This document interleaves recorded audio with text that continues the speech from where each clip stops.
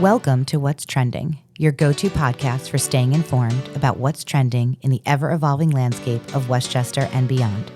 We are your hosts, Amanda DePalma, Senior Vice President of Events and Development, and Dr. Marsha Gordon, President and CEO of the Business Council of Westchester. Today we are honored to have with us three special guests: Juliana Alzate, Landscape Architect and Project Manager of Sean Jansky Landscape Architects; Marina Colella, owner of Decorating Den Interiors; and Michael Murphy, Business Development at Murphy Brothers Contracting. Thank you for joining us. And a special thank you to Thompson & Bender for their support as the premier sponsor of the What's Trending podcast. Looking for unparalleled success in PR and marketing? Look no further than Thompson & Bender, the leader in strategic communications. With over 30 years of expertise, they've mastered everything from PR and advertising to social media and event marketing, ensuring their clients' success. Recognized with awards like the Business Council of Westchester Hall of Fame, City and State Power 100, and voted Best in Westchester for advertising, public relations, and social media by 914 Inc., their track record speaks for itself. Join the ranks of clients from Fortune 500 corporations, small businesses, educational and healthcare institutions, and many more who've benefited from their innovative strategies. Trust Thompson & Bender to elevate your brand to new heights. So before we begin, would you all mind telling our listeners a little bit about each of your organizations and your businesses and your roles there? Marina, why don't we start with you at Decorating Den? Sure. I've been interior design business. I've been in business for about 20 years. I do anything from commercial to residential, and I'm all about transforming spaces.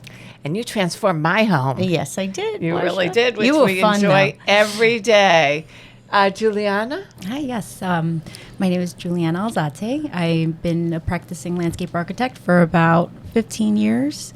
And I, like Marina, I also transform spaces, but we do all the outside. And Michael?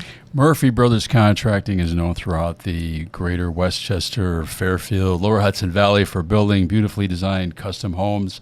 We work in private clubs, and we also do a smattering of light commercial projects. We've been in business 45 years this year. 45 years. Yeah. Congratulations. And since 2010, we are delighted to be members of the Business Council of Westchester. And winners of our Hall of Fame. 2013, Small Business Success. We were very, very proud of that. Very proud. And Juliana is one of our 2024 Rising Stars this year as well. Well, congratulations. Thank you very much. As a Marina, she renovated your house. That's right. We have all winners Got here. superstars here. Lead to the BCW. I like that. So each of you work in unique but closely related fields: interior design, landscaping, and contracting. What are some of the current trends you're seeing in your areas of expertise? Let's start from the outside. We'll work our way in. Juliana? Yes. So one of the trends that we're seeing is there are more of a modern landscapes. So more kind of simple but clean, and also more monoculture in the planting. So just having more clean, simple lines is more of the trend that's going on now. And so we don't have to Google it. What exactly is Monoculture, That it's having one species of plants in big areas. So having more swaths, having more kind of general areas of grasses, perennials, more of a kind of having it as a canvas, an art painting. That's a beautiful way to look at it. Mike? As we move inward from the gardens, yes. So it's interesting because we could work as a team. You got your contractor, your landscape architect, your interior designer. We need an architect and maybe a mechanical engineer of sorts, whatever. But what we're seeing now is a lot of energy efficiency in houses, right? Where it used to be just the concentration was just on how good the house looked, but they want to know how energy efficient the house is. I mean, it's kind of always trended that way in the last 15 years, but we're seeing it now. It's like people want it. We love that. We love it. We love that. That's great. Marina, we've made our way inside. Yes. So I could tell you that it's definitely going just to what Juliana said and Michael. It's definitely organic, very earth tones are all back. The browns, very clean lines. I would say mid-century modern. Art Deco. We're starting to see a lot of curves, a lot of angles, but it really is earth tones. So we saw browns, we saw greens. It could get into a little bit more bold, but really just to the jewel tones, and they're really looking to bring the outside in. And so you're seeing a lot of plantings on the inside, meaning trying to really marry the outside with the inside. And it's a beautiful kind of a more peaceful environment. So the sustainability is also coming into play here, where a lot of the fabrics are being manufactured from recycled items. So they're really using that sustainability. And then I think that people are starting to look and wanting to keep their pieces for much longer and buying better quality. And along that line, Marina, I know you recently attended the High Point Furniture Market in High Point, North Carolina, which has been described as Fashion Week for furniture. Did you learn about any new trends in furniture as well? Yeah, they're all the furniture. The chairs are having curved backs. So a lot of curves, a lot of round, the arches from the Art Deco era we're starting to see, but just very organic. Like it would be something that you would see outside as well as inside. So unusual potteries, even in the accessories, you'll see more plants, and it's just more of a peaceful atmosphere that is really trending. I really love hearing about all these trends. What advice would you give to homeowners looking to start a new project? Well, it's helpful, just like in the building process, to know what the end result, what you're really trying to do, and then working backwards. It's all about having a plan and then executing it. And I think that's where it really benefits you, because you'll end up getting the best results if you know exactly where you're headed. And then it's just about like building a house, right, Michael? Just the pieces that put the puzzle together. That's where we all fit together. Right, Amanda?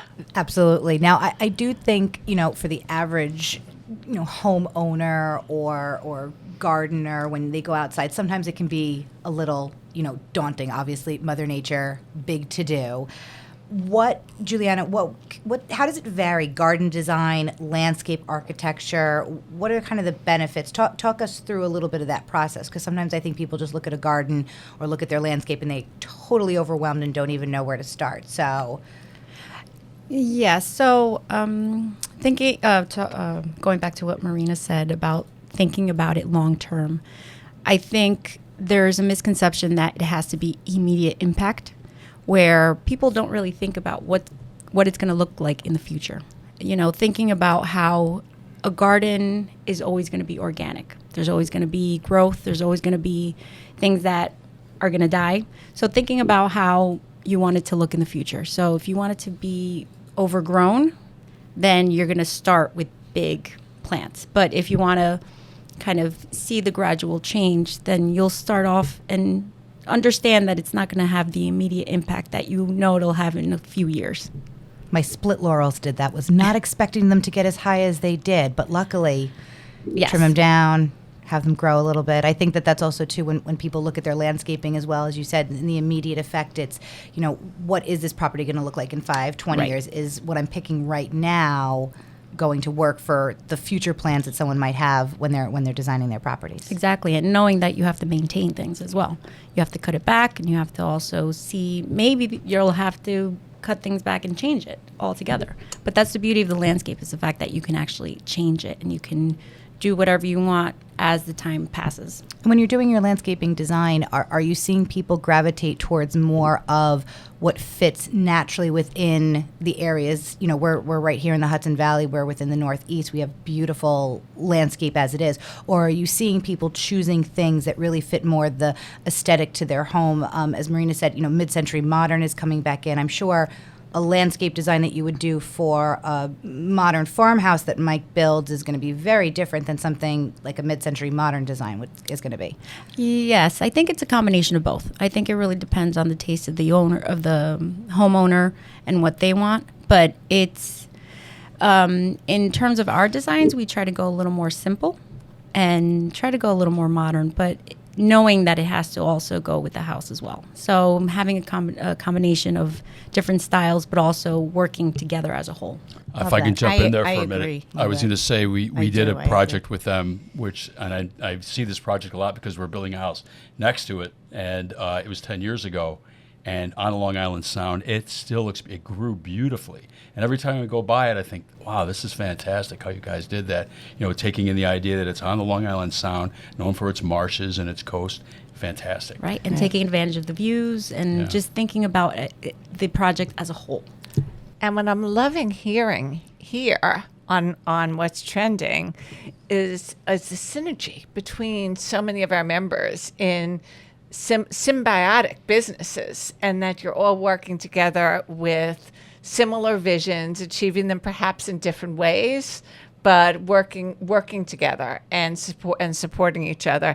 And Mike, that leads me to a special question for you, because you're a longtime member of the Business Council of Westchester. How has being a member helped Murphy Brothers achieve your business goals? Well, as you know, Marsha, I am not one of the brothers. I represent them in the Business Council. You know, I have to say two things. First of all, it is the advocacy that we get from being a member of the Business Council of Westchester. And I don't think that any business can have enough advocacy, you know, because they're going to think, you know, it's one of those things like insurance. You think, oh, really, do I need it? You don't need it. When you need it, right? We all need advocacy for the things that are affecting our industry is one thing. The other thing is, too, and I always think about this, and it's the seal of approval. You know, that people, it's not the Better Business Bureau, it's the Business Council of Westchester, and people say, oh, you're a member of the Business Council of Westchester. Or if someone from the Business Council of Westchester made a call and said, yes, Murphy Brothers, we know them, they're great members. It means so much to us. As we do. Thank you. And I thank you. Because you are great members, and you're a business also that gives a lot back to the community. And that's so important. Well, we've learned that again from the Business Council of Westchester. I think that we've learned so much about giving back to the community, about being a good corporate citizen, even if you're not a large corporation. Very, very important. And I think all this talk of you know, synergy and working together, you know, this is all great, amazing stories, and you know, but we know that going into all of this work that you each individually do, there's always going to be some challenges along the line. What would you say are the biggest challenges you've encountered in your work? Maybe it's specific projects. How did we overcome it? This time we'll start on the inside. Marina? I think that a lot of clients assume that there's not going to be any problems, and there are always problems. Always. And just if you have that in mind, we're there to fix those problems or deal with them. And just assume that there will be, even just having that mindset puts you at rest, because a lot of the homeowners will get nervous around what's going on. And you're like, don't worry about it. We're not going anywhere, you know. But you don't know what you're going to find sometimes when you're doing anything, any kind of renovation or any construction. You open up a wall, you find something surprising, and you deal with it at the appropriate time. But it can be fixed, and anything can be done for a price. So, and just really having the client in mind of what's going on, and really just being direct and saying, listen, you know, do you want to spend it in this area or not? And if no, then you made a decision. But it's all about making decisions. No matter what you do to your home, whether you're building or doing landscaping or design inside, you know, anything can be done, but it has to be definitely reflect you, and you're the one who's left with the end result of what we all do, and so it needs to fit you. And I would imagine for each of you as well, you know, you're in such service-related industries, even though someone may not think of it that way. I'm sure there's a lot of challenges that you have to overcome that you genuinely have no control over, whether when you're doing construction, whether for landscaping, products that you're using in an interior design. So there's probably so much that you also have to factor into how you overcome some of those things. Mike? Well, I have to say that all successful projects are the result of teamwork. And, you know, when you're working with on sophisticated projects like we're working on, you know, you have educated, experienced individuals like Juliana or Marina also working on there. We all will agree that the project goes well as long as somebody's in control. Because if everybody thinks they're in control, it's not going to work. So someone has to take control, and everybody respects that, and the project moves forward. Very good, Juliana. And I also think that communication is key. Knowing that there are people in the field that have a little more experience, hands-on experience. I think there's a misconception that the designer and the architects know everything, but it's also a matter of working with the contractor or with the designer or other designers, and knowing that there has to be communication between them to know that it's all going to work together. I mean, after all, your clients have a wide range of unique needs, like balancing functionality with aesthetics. How do you approach meeting these needs, and are there any other key considerations you focus on? Mike, let's start with you. Well, again, by that time we sort of are taking marching orders from Juliana or from Marina as far as what we're doing there. But from our end there, we always like the client to know how much things are going to cost before they jump into it. And the other thing is to make sure that they have some sort of a budget in mind. I was going to ask about the budget. At what point do you ask about the budget? It's up front. Up As front, much as yep. front. Yeah, because why spin our wheels going on all these beautiful ideas and designs and like this if they can only afford half of that? And it's not a dream anymore. It's more of a disappointment. So, you want to ask up front. You agree? I agree, but then there's also the notion of having the dream plan that maybe you want to implement different pieces later on. Yeah. So being able to have a master plan where you can do one piece of it at one time and then come back to it later on, but knowing that it's all going to work together in the end as opposed to piecemealing it in the end. Right, I agree. Just having the end in mind and knowing that it's going to take these steps. If you have the budget, great. If you don't, you can. If you know ahead of time that it's going to be like a multi-step process, you can plan for it. And the best results, in my opinion, Michael and Juliana, is always the collaborative. When you collaborate between the contractor, whoever is involved, that usually gives the client the best value and really the best design and execution. I mean, Mike and I have had conversations like, that's like so expensive. Like, why would we do that? We don't need to do that. And maybe, moving this wall, he can do it. Talking to each other and not be fixed on and being flexible and saying, okay, we could do this. But when I'm in a room with a builder or an architect, it's exciting because I know what they're doing and they know what I'm doing, and we're all like problem solving. And I think the client gets the best results. Would you agree? Completely. Yeah. Completely. Clearly, listening to all of this, you're so focused on being collaborative with your clients and with the projects. But I would imagine, as artists yourselves, there are elements to what each of you do that you're going to be excited about in the future. So, what are you looking forward to, or what are you seeing trending that you're excited to maybe work on in a future project in home design, landscaping, and building? Juliana? Right now, there's the trend of more of the native plantings and native gardens. So, and then also the idea of pollinator enhancement gardens. So just being able to understand that, and some of these gardens could look a little messy, but actually making them look like an art piece, I think is in the next steps. I love that. That's my vibe. So I'm glad to know that I'm on trend. Mike? Well, because of my responsibility in business development, my big joy of going on a job site is a job site under construction. I love bringing a prospective client there, or an architect, or even Juliana, the landscape architect, and show them how this is what we're working on, and how we seem to have everything under control. I just love the way, I love the order of the job. I like the fact that the project manager knows what he's doing. And my second best thing is when the job is finished, going in there with a photographer and taking pictures. It means it's finished. That's great. Seeing That's that end great. There's result. something something in the end that you can hang on your wall. Yeah, the check, right? Well, that gets cash. For me, I'm just loving the colors that are coming. It's just a warmer space of the earth tones, and really that organic and the materials. they've gotten so good. It's like they're made from recycled bottles, and you're just like, this feels really soft. And I'm excited about that. And, you got like 60 countries participating in recycling, and I'm excited about that because they're making beautiful products and bringing plants inside and having it be a space that you want to sit in and enjoy.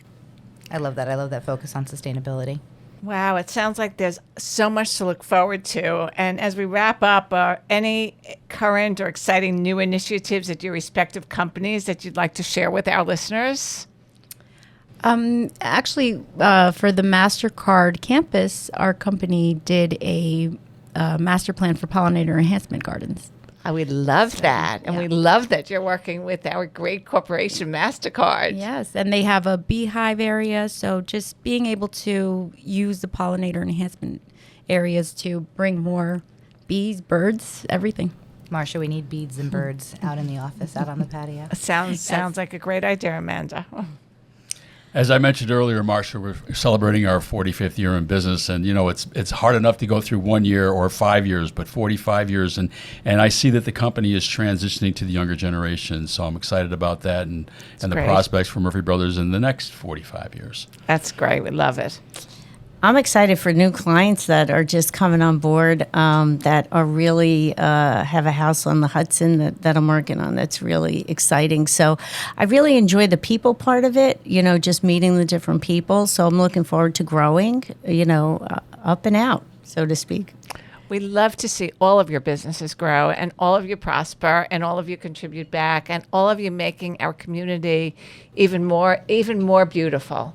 And working with people to have homes and offices and places that they can be, that they get peace and that they enjoy. And that's a pretty good thing to be trending in whatever way we trend. Yes. Don't you think, Amanda DePalma? Beauty is trending. I love that. So thank you so much for joining us today on What's Trending.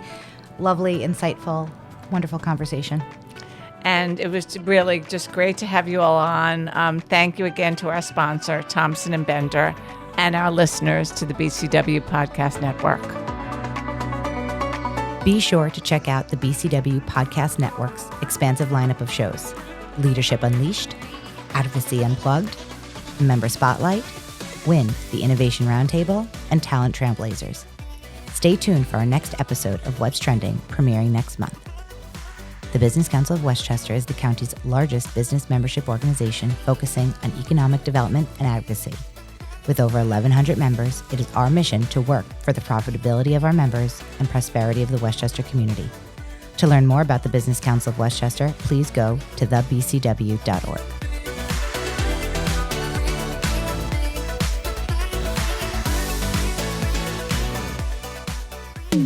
The BCW Podcast Network.